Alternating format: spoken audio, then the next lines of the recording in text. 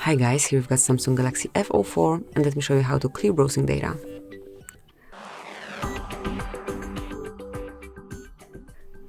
So at first open the browser that you are using.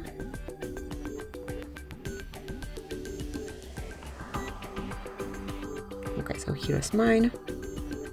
Tap on more icon then and select history. Here click on clear browsing data and you will find here basic and advanced features. So under basic you've got browsing history, cookies and site data, and cached images and files. And then under advanced you've got few more, which are saved passwords, auto fill home data, and site settings. Mark those that you want to remove, select time range, and tap on clear data.